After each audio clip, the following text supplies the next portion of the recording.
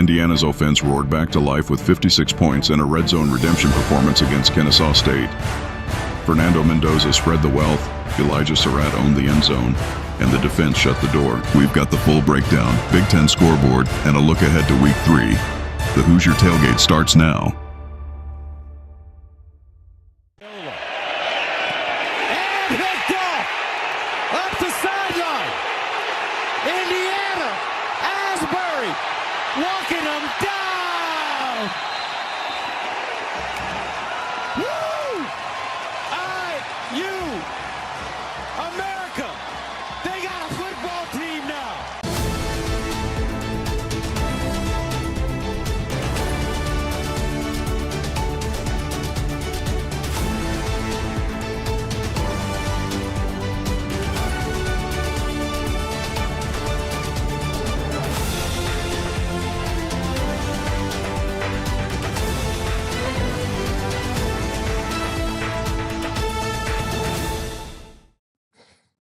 Good evening, everyone, and welcome to another edition of the Hoosier Football Tailgate here on thehoosier.com. Still running that special $1 the first month, 50% off for the rest of the year, and it gives you full access to thehoosier.com as well as On3 and Athlon subscription as well. So get on over there today and get that subscription taken care of.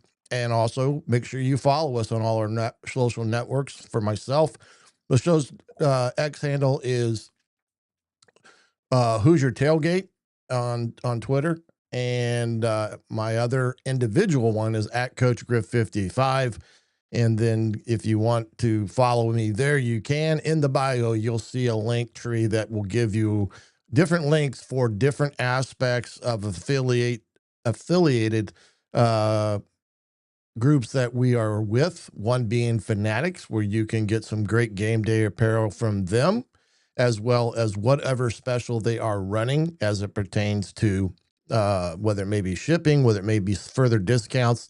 But get on over to Fanatics today, use the link there, and get some game day apparel. They've got some great items, and you will not be disappointed because it has you covered A to Z, both men and women as well. So get over there today, utilize our link, and if you do purchase something, we do get a little bit kickback to us here that we roll into the show. So much appreciated in advance with all that. And like I said, we appreciate you coming here tonight to listen to the recap of the Indiana Hoosiers' big victory over Kennesaw State, 56-9 in a game that Indiana took pretty good command of and really never looked back in that ball game. And some of the things that Indiana was able to do on that in that game was pretty impressive on the day. Just for some quick stats here, we'll get into more of a quick breakdown, but you can see there Indiana had a big day all the way around. Waffle House, as he's known, Elijah Sarratt, big day, 3 touchdowns, and BB Jr. had a day himself, garnering 90 yards and a touchdown. And like I said, we'll go over those statistics here in a little bit, but we want to take care a little bit of here what we'd like to talk in our discussion page. And before we do that, also, if you are in one of the chat rooms, whether it be YouTube, I don't know if X or Facebook or whatever that may be, got a question, by all means, we want you to participate. There is no such thing as a dumb question or a dumb comment. This is a channel that we try to incorporate as much of the individuals that are here because they want to be involved with the show, and I much appreciate that as well. If you have a question, I hope that I can give you a direct answer. Sometimes I can, sometimes it may not be something I can answer in whole, maybe because I don't have the inside quote unquote knowledge that may require to answer it. But we want you to participate as well in the discussion as we go through week number 2 here within the Big Ten. Just a couple points of discussion as we talk about tonight. Number one being, Lewis Moore had another very good ball game for the most part for the Hoosiers Saturday. Got another pick, I think. But his status is still unknown from this point forward with the court case and his eligibility as a whole. It's kind of an ironic, in some respects, kind of a really crazy scenario why they would push a ruling or hearing or whatever they're deciding there in Texas back to this week to get a true verdict or understanding on what his eligibility will be for the rest of the year. So I'm a little confused as why the courts did it this way. And I find it a little hard that the courts are all of a sudden going to say after 2 weeks of playing, oh, well, by the way, you can't play anymore because you're ineligible. That just doesn't look right.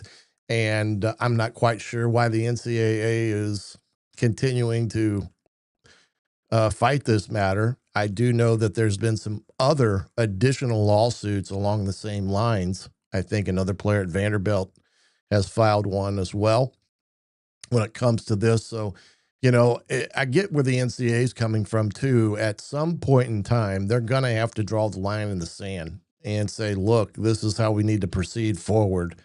It's got to happen at some point. But I do think after this year, they're going to be pretty much out of the COVID, quote unquote, era of players that may be impacted by those scenarios. But again, we should know more on Lewis, more status as we get to the latter part of this week.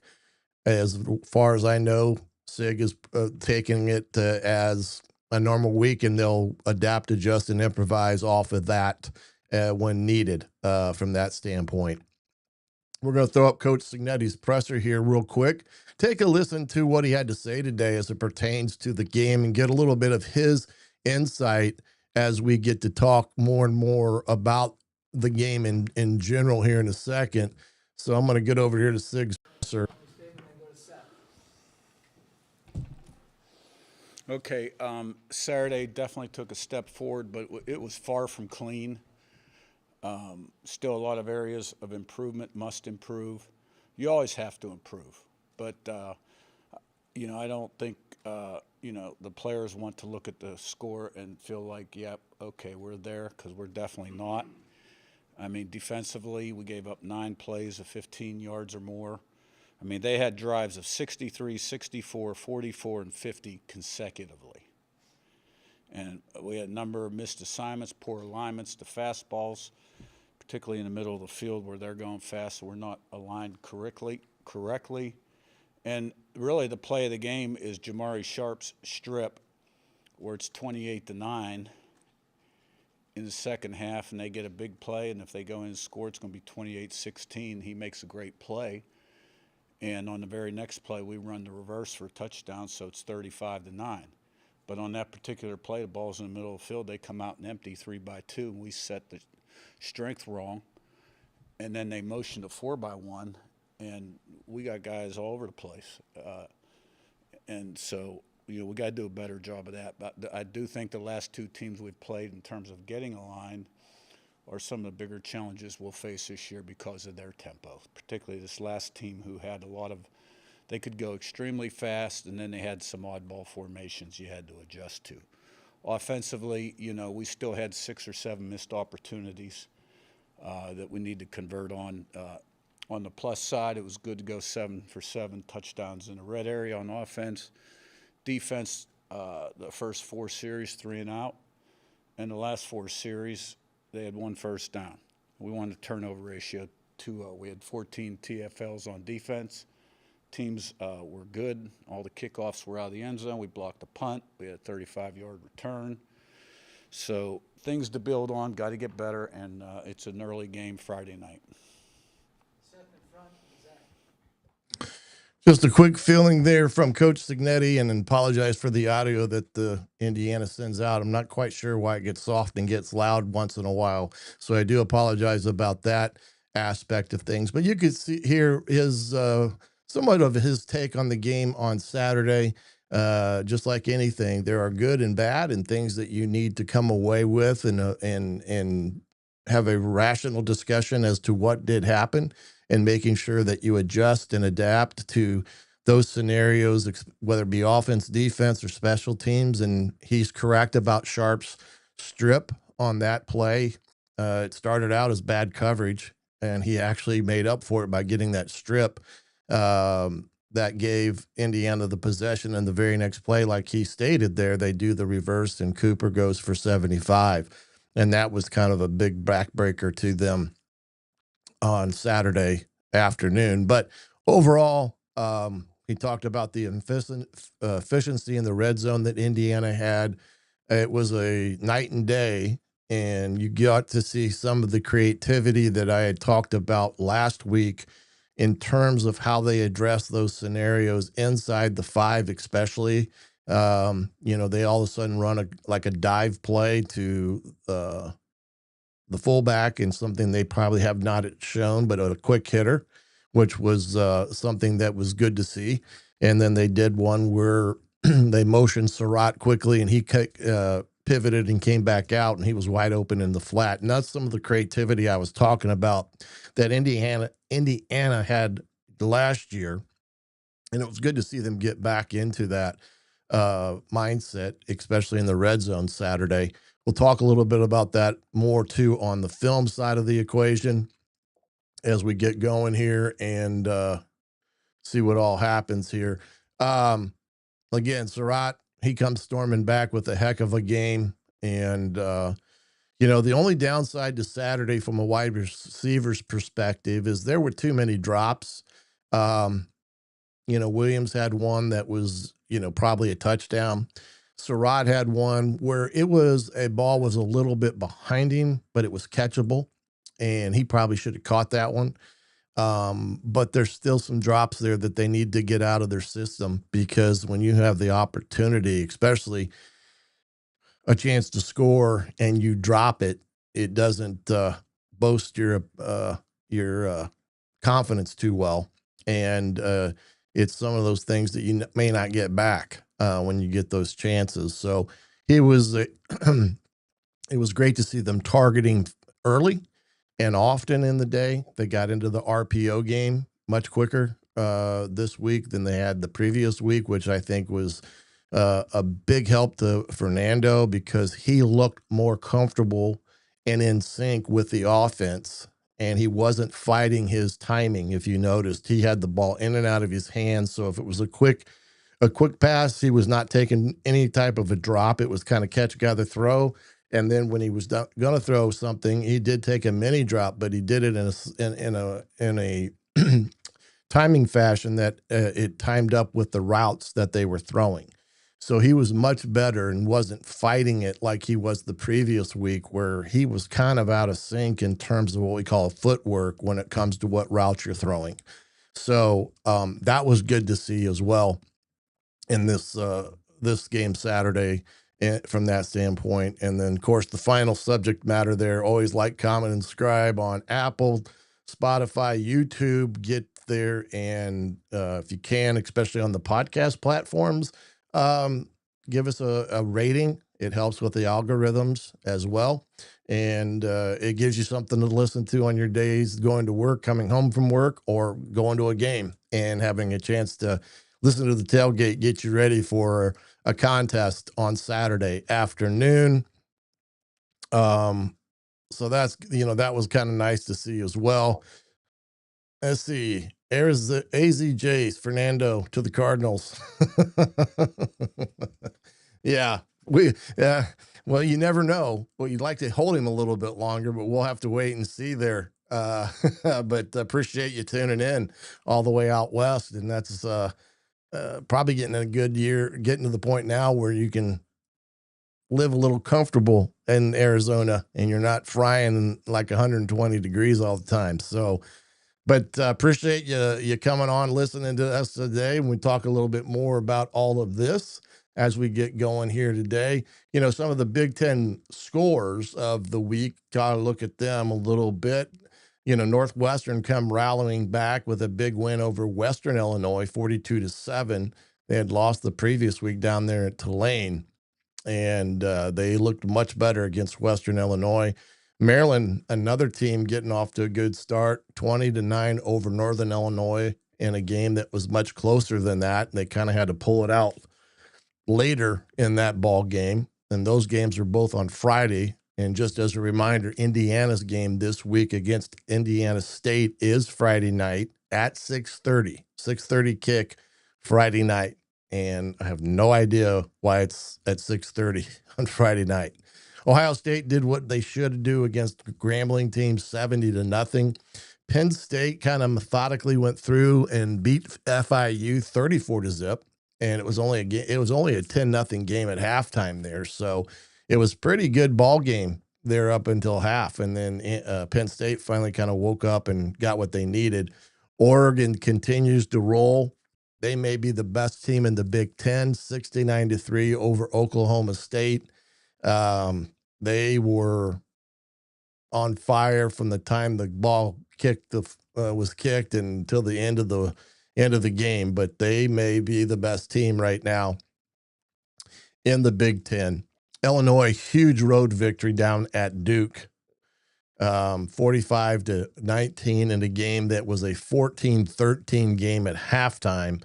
Illinois just had a tremendous second half, and that game all of a sudden went from nip and tuck to out of control. And for Illinois to get a big win on the road, as they did, that also catapulted them into the top 10 in the country in both AP and coaches poll.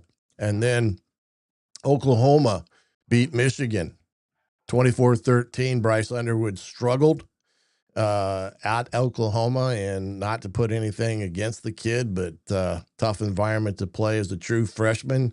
As you can see, if you've watched any of that ball game, the kid has all the ability in the world. He's going to be a really good player once he gets beyond these youthfulness, but he can make every throw. He's big, he's strong, and for the most part accurate, but he just had a tough time there against Oklahoma, who really, got after him. And Oklahoma is a different ball club now that they got that Van Meter kid at quarterback. It just goes to show you how important that position is in terms of the overall team success, because everything kind of feeds off that offensive unit and a quarterback that you have that's having success. And he had a heck of a game. I think he had 270 yards and ran the ball, did some things there, but that was a huge win for Oklahoma. And I do think they're going to have a lot to say what happens in the SEC this year. Michigan, again, they drop in the polls as well. And Coach Moore will go on his suspension serving games here for the next couple of weeks. So Michigan is still under that negative light from the sign stealing situation there. And so Coach Moore will not be able to coach the Wolverines this week, and I believe next week, and it's part of his 4-game suspension, I believe. So big game for Iowa State, beating Iowa there in Ames 16-13 in a game that was pretty much tied for the better part of the game. But Iowa State now moves to 3-0, and Iowa 1-1. In Indiana will see them in week 5 coming up. Of course, the Indiana score. Minnesota rolls 66-0, as does Wisconsin. They're 2-0, 42-10. They get the honor of heading to Alabama this Saturday to take on the Crimson Tide, who got back in the good graces of the Alabama fans, winning big over Louisiana Monroe. But that's going to be a great game to get a measuring stick on not only Wisconsin, but where Alabama stands in a lot of ways. Rutgers, a big one over Miami of Ohio, beating them 45-17. Nebraska rolls 68-0 over Akron. And Akron, being a team from the MAC, I wouldn't say that they're a top-tier team by any stretch of the imagination, but Nebraska, they're rolling right now. They're doing a lot of good things offensively with Raiola. He threw for 384 yards, I believe, 24-31, 4 touchdowns. So Holgerson's got them going offensively, and their defense is showing up too. USC 59-20, and Coach Riley's at 2-0. They play the Boilermakers this week at Purdue, and that will be an interesting ball game. The West Coast teams have not fared as well when they've come back to the Midwest on away games. And we'll see what Purdue can do as they move to 2-0 as well with their big win over Southern Illinois. And Sparty gets a big win in double overtime against Boston College. And Aiden Childs looked good. And but that big win, 42-40 in state now, is at 2-0. And again, that's another team I said got to keep an eye on. Coach Smith is a really good coach, and they can flip the script real quickly there with what they have in house. And that Child's kid is a talented kid with a big arm. UNLV beats UCLA, who's now 0-2 on the year. I watched some of that game. It was a good game, as you can see there, as UCLA basically scored their 20 points in the second half and had a chance there at the end to kind of tie it up. It just didn't quite get it done. But the Bruins are 0-2 right now, and UNLV's 3-0, and that's where Dan Mullen is. So big thing there. And Washington, they're off to a hot start, 2-0, 70-10 over UC Davis. Looked pretty good with it in that game, and their young quarterback Williams is 285 on the day there at Washington. So some very good ball games there with the Big Ten. I believe, the Big Ten's off to a pretty good hot start for that for the most part. I think they're, as a conference, 15-3 to start the year, which is a pretty good marker for the Big Ten.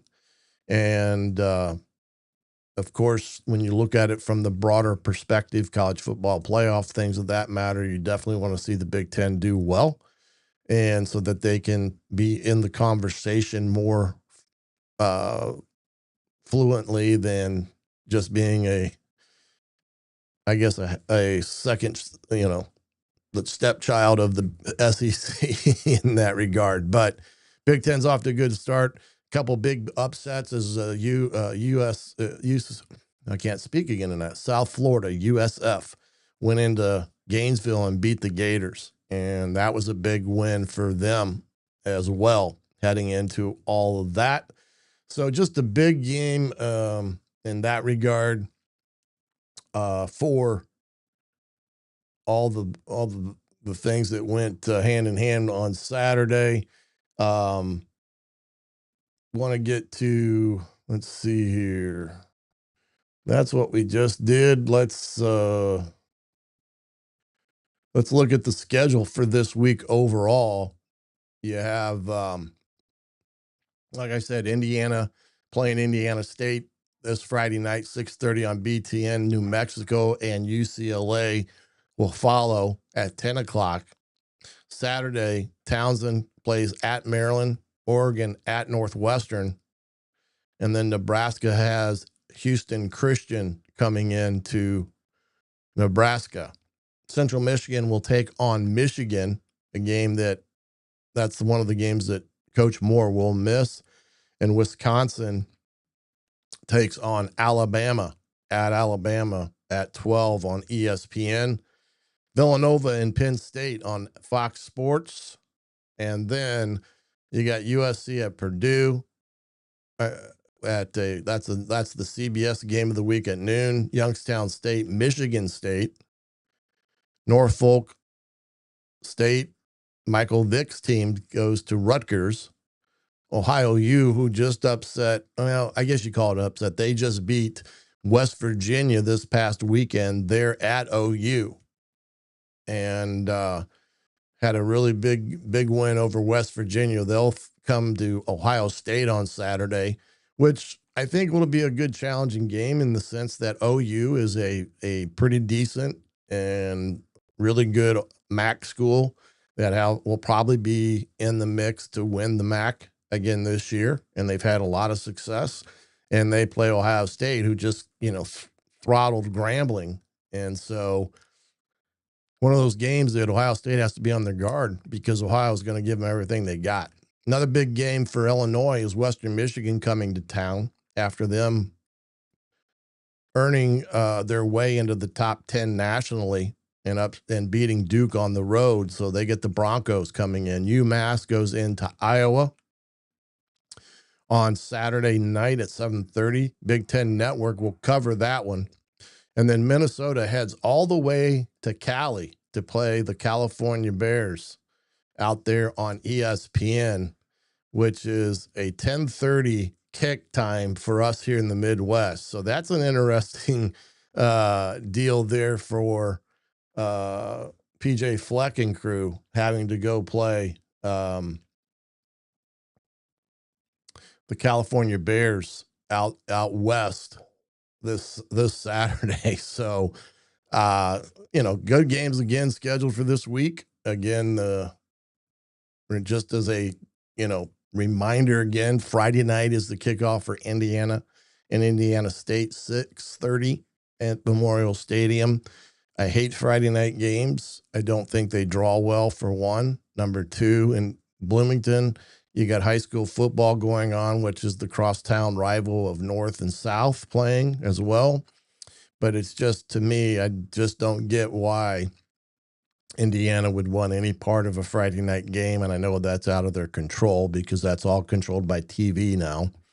And it's part of the money that those guys spend to send back to them in the profit share. So you kind of have to go with what they tell you in that regard. So big one there from that standpoint. But Kurt Mallory coming back to Indiana, son of Bill Mallory, coaching there at Indiana State. Know Kurt very well. He was my roommate when we first went to Ball State together back in 1995. So been a while, but have a lot of respect for Kurt and what he does, and how he handles himself as a coach. A really good coach. So you can expect Indiana State will be a very well coached football team, and not that they're going to come, a big challenge for Indiana, but they're going to come and give Indiana their best, and they're going to do it in a way that challenges Indiana to go make plays. So that's what you can expect from Coach Mallory's Indiana State Sycamores. They're off to a good start as well, 2-0, and they just beat Eastern Illinois at home this past week and put, I think, 40 up on them. So all good in that regard. Let's get to kind of the statistics of what we had set up this week, and then we'll get into the video component of tonight. And again, any questions that you guys may have this evening, by all means, please feel free to put that in the chat box and try to get them to answer the best I can. But this game here with Indiana, I have to laugh there. I apologize. Rudy asked me, did you cross paths with Whitlock at Ball State? Yes, I did. We were teammates, and he was just the same in the locker room as he is today on TV.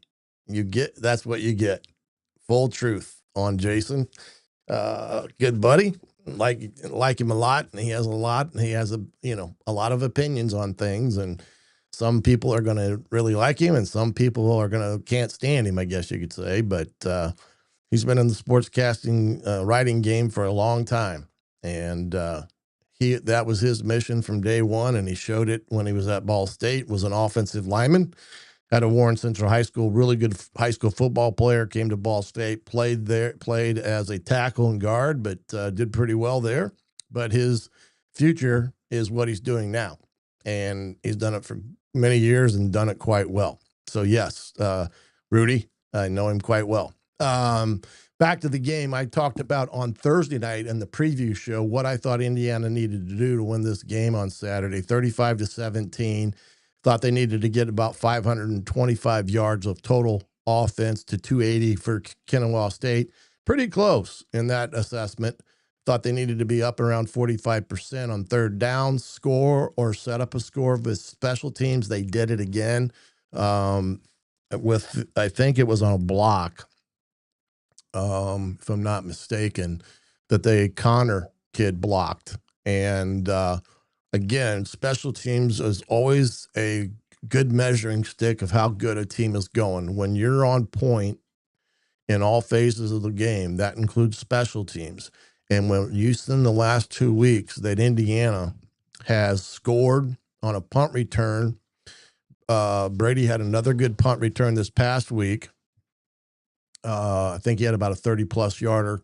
And then they had the block punt that led to a score. Those are the things that start separating teams from good and really good.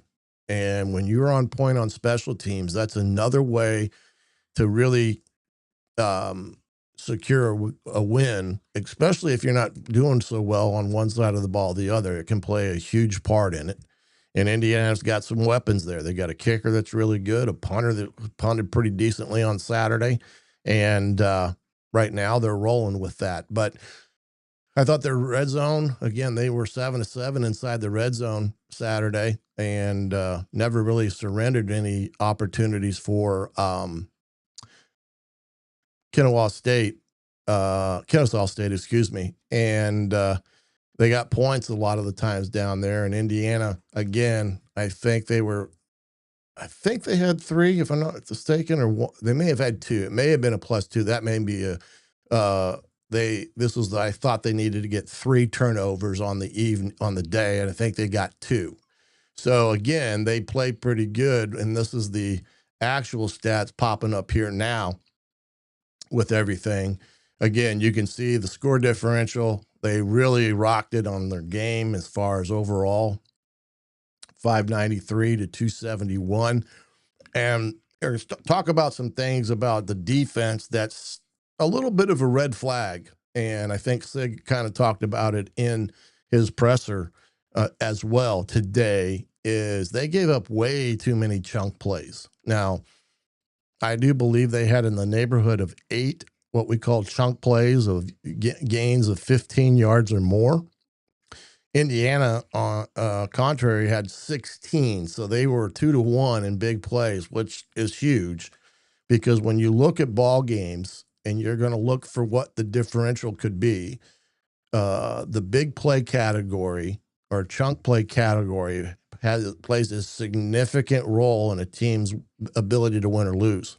Now, the one thing Indiana did well after Kennesaw State got a big chunk play, they were able on the very next play to get them off schedule. And that played a huge part of recouping some of the yardage back. And like you said, the biggest play was Sharp's strip on the pass. That was a big play.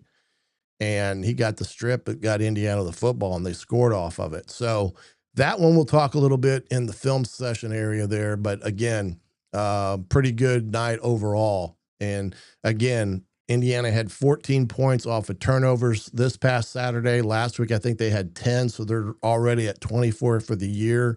And that's another category that's huge when you think about big plays and points off of turnovers. Those are huge, huge things to really look at to give you a pretty good gauge of where your ball club is at. And right now, even though Indiana hasn't played their best overall, you can see in certain segments they're doing quite well in, and it's gone a long way as to why they've won. In some respects, aspects, won pretty big. So while the goals versus the final was not on point per se, it was pretty close in terms of what I thought they needed to do against the Kennesaw State team on Saturday. And they really never gave them too much hope per se. It would seem that every time that they were about to, and Kennesaw State saw that possibility creeping into the pitcher, Indiana did a good job of swiping away and not giving them any more ideas of, blood in the water per se. So overall, a better game on a lot of fronts, a lot of things they need to improve upon. The big play category, especially for defense, because that's been a 2-week problem now. And that was one thing this team did. Defensively, this team did quite well a year ago, is that they very seldom gave up chunk plays, and that was huge in last year's overall success. And you can't continue to give up these big plays because good teams like Illinois and Oregon and, Penn State, they'll make you pay for that. And that's what you cannot do when you play championship caliber teams. You cannot give them big plays and expect to win. And that's the thing Indiana's going to have to get corrected. And it's all mistakes. It's misalignments. It's missed tackles. Things that are correctable. It's not a player thing where you're just outmatched. These are all correctable things that Cignetti talked about today in his presser. So with that being said, let's see if we can get over to the iPad. There we go. And watch some of the video from Saturday. And I'll try to show and diagram if I can. If you got a question on something, by all means, please feel free to ask as we kind of go through this win for Indiana on Saturday. Again, Indiana, this is a part of the RPO that Indiana started the game with. And you can see here by just watching the play as it evolves here, you can see Indiana's running inside zone.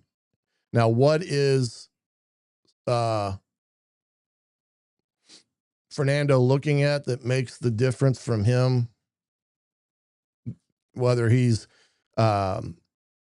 giving it or catching it? It's this area right here. That's a big cushion. And so he knows right now that's a pretty good deal that he could throw it. And he's got options to go at the top or the bottom. Doesn't have to choose one or the other. But as you can see here, good throw. Good job by Cooper evading the tackle, and he took a 6-yard play and turned it into about a 40-yard gain. So very nice execution there by Fernando, as well as getting it in and out of his hands like he did there on that particular play. This is just a really good play by Mr. Pounds. He reads the play, he sniffs it. They do a great job of covering it and takes a quick screen and makes it a 2-yard loss. So very good play there defensively. Again, here's Indiana. This is just a very well-blocked play and run here. And this is BB, one of his first runs. And what you're going to see here, it's a counter type of game. As you watch the offensive line, the tackle's blocking man up. You got the play side guard and the backside tackle pulling. So this is kind of like a counter play. And this is what I was telling you guys early last week. They needed to get more of these type of run plays where it's kind of a block down, pull, and kick out. And this is what we got here. Just executed very well by the offensive line. Watch them come up on the linebackers here. And I don't want to mess it up, but you can watch Evans and Benson do a good job of getting up to that second level, making the play. Good job by the receivers down there, and it was a big run for Mr. Beebe. He had a great day, 90 yards on the day. This is, again, another RPO concept. They've got inside zone called, and we're going to throw, this is the one where Sarratt's going to run a fade route. EJ is going to come off and run a quick slant. So he's got a two-way go that he wants there. But he knows they're one-on-one based upon the alignment of those DBs. When they're even man, their eyes are at the receivers, they know it's man. So he could either hand it off here on an inside zone look, because they're going to bring him in motion to lead block it. Or he can throw the fade slant at the top. He chooses to throw the fade slant, and this is a great throw. And you can see his timing is perfect there. Throws it in a position where that corner has no chance, and it was good to see Mr. 13 get in the end zone. And it's good to see Elijah go celebrate with his offensive lineman before he gets the receiver. Oh, this is a great play by Wyatt. They have a little stunt on here. Indiana does. What they're going to do, because of the formation, they're in an unbalanced look here. Kennesaw State is, with everybody at the top there, and they're going to run an inside zone. So they bring Pons and Wyatt. In this case, this is where Wyatt's free to go and he can chase the run. Pons is the guy that's responsible to keep contained, and they do it well. And this is executed well with a big, big loss on the play. He had a really good game Saturday, I thought. Wyatt did. Okay, here's a nice little sack here on, I think this is 3rd and 12. Indiana brings their 4-man front and under front. They're going to bring edge pressure. That's the backer. This is the safety. Watch the play that Miss Fish makes here on this one. This is a great job. Indiana's in cover. They're in man free. Boom. Great open field play by Fish. And big stop there for them because the next play, I think, is the punt return, that Brady has. And again, very good job by the punt return team. He makes the catch, finds a seam, and gets north and south quickly. And you can see the guys running and trying to make a block, but not doing anything stupid by throwing a block in the back. So very good there. Indiana's bringing some pressure here. And again, just a great play. Overall great play there, as you can see here. They're going to send quick motion. They're bringing a backer, so they're bringing a 5-man pressure, and they do a great job of reading and reacting and making a great play there on the edge. This is one of their chunk plays, and they just split them here. And Indiana's in what we call that bear front, where they're all covering the guard center guard, bringing some pressure off the edge, and Kennesaw State does a good job of walling it off, and Fish gets low, kind of up there, and Farrell kind of gets out of whack here in his gap responsibility because he probably should be a little tighter. And then the safety right there has got to make the tackle. I mean, he gets an extra 10 yards there. You cannot miss an open field tackle like that. Another play action pass or a RPO. This one is a slant to Sarratt. We've seen it all time last year. It was one of their most popular plays on RPO, was throwing that slant. It's tough to defend. And Elijah runs that perfectly. And then down here, this is just a little bit of what we call a fold draw isolation play. We'll see it on the next play, but BB does a great job here. What you're going to see is these guys up front are going to block like it's pass type of deal, like that. Riley's going to come in here, and he's going to pull up there and isolate first thing he sees, which is this backer overflowing, and you get what we call an ISO draw type of play. Man, this is well executed. Again, Indiana, they're bringing some pressure, perfectly picked up. He's got to make a guy miss in space, and he does, and it's a walk into the end zone. Very good play there, and you can see why BB's such a talented kid. Now, let's see. Well, this one here is another chunk play that they get up.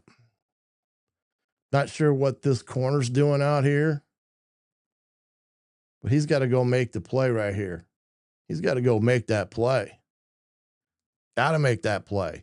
Then he overruns it, and next thing you know, he's 88 out the gate, and they were fortunate enough to get a tackle by Moore there. But again, you can see the misalignment there that kind of cost him on that play, and why Indiana kind of got bad. And this is just a great throw and catch again.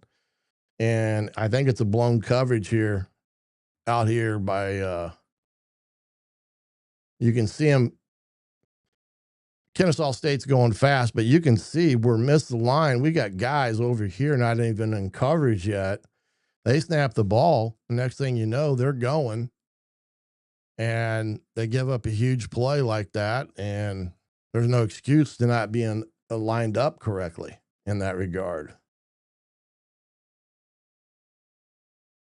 Okay, this is the throw that they get on him, but just another good throw there over the top. I want to try to get to the,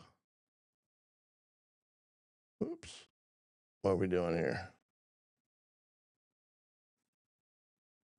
This is a great scheme play here by Indiana. This is just a quick pitch type of play, but you can watch how they're blocking this. This is the tight end blocking down and Sarratt blocking down, and they're bringing this big fella around, and he's going to pin and take this guy in area, and they don't have anybody left. They've got him outnumbered. Great job blocking by everybody inside there, and then you can see where Black's speed plays a big role, and they get down there real close. And then this is the great play call creativity of bringing Sarratt in motion quickly and then putting him right on the flat, and they're toast. Great play call there. This is the play where he gets the strip and just, he gets beat here off the ball on a post route. Good throw by the quarterback. Sharp got turned around, but he does a great job of stealing the ball there and gets the play on, taking it away there. Just a heck of a play. And then here's another play that Indiana runs the sweep on. And you're going to see these guys all aligned here in a bunch set. And you're going to watch them come off the ball here. And you're going to see them all kind of blocked down. He does what we call a reverse go. And he's going to be the lead blocker on the outside. And that is States, I think. Yeah. Just some great blocking down the field all the way around. And Coop was running out of gas, man. It's like unhook the caboose, kid. But that ended up being a big play for Indiana on the day. And you can see in just some of those references in the video there of when Indiana executes really well, man, they look good. I thought the offensive line again played a huge game. I thought they did a good job in pass protection. They did a great job in run blocking, and Indiana did a great job of scheming some things up on Saturday that Kennesaw State had not seen, and it paid big dividends for Indiana. And when you get rolling like Indiana did in rhythm, that's when you can see the creativity, the reverses and things like that. It's very hard to run a reverse when you're not doing shit running the ball.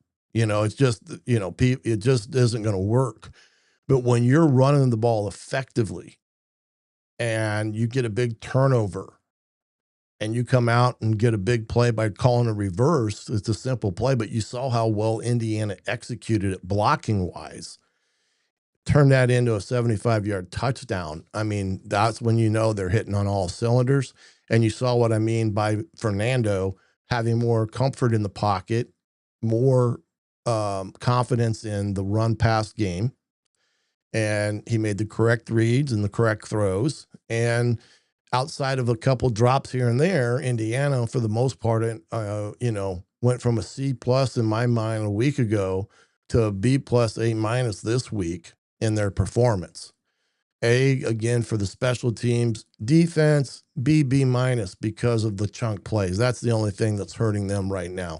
They've got to get themselves aligned better, and making the calls and making sure that they're all on the same page. Because when you have a defense that 7 out of the 11 are on the same page and there's 4 of them not, it's disaster. And in the secondary, it's key because coverage calls make a huge difference, And if you blow a coverage call, that's when you give up the big play, big touchdown, things of that magnitude. So we're going to see them this week being very, very focused on that. And I guarantee it, Coach Haynes will make sure of it as well and making sure Indiana is prepared, because this is it. After this week, the preseason's over. And Indiana will be rolling into playing a team like Illinois that's still going to be probably in the top 10. If they can beat Western Michigan on Saturday, and for all practical purposes, that's just something that you can pretty well expect. So you're going to have a game Friday night, 6:30 in Memorial Stadium against Indiana State. They come out, get the game going, and put the nails in the coffin early. They're going to have 2 undefeated teams matching up next a week from this Saturday, which is a nationally televised game on Peacock, or the NBC big game Saturday night, and that will be a game that Indiana and Illinois will be rocking and rolling in a sold-out crowd, and that's going to be a heck of a game. But this week is an important week for them. They've got to get a lot of things corrected. They got to put another week of practice together that's good. It's a shorter week because it's a Friday night game, and even though Indiana State's a team that's coming in that Indiana on paper should be head and shoulders above them, you still have to go out and execute and everything like that. So if you guys are good, I appreciate you being here again with me tonight and getting through some of that. And I hope that the PAPE session is good. If you guys have any suggestions, by all means, put it in the comments section. I fully do read those and try to respond to as many as humanly possible. But if you got a suggestion or a question, by all means, hit me up, whether it's in the comments section or on X. I'll be more than happy to answer a question for you. And remember, Friday's game, 6:30 kickoff there in Memorial Stadium. But for now, I'm the coach, Shannon Griffith. You've been watching the Hoosier Tailgate here on the Hoosier.com. We'll see you Thursday night with a preview of the Indiana State Sycamores at 7:30. Till then, good night, everybody.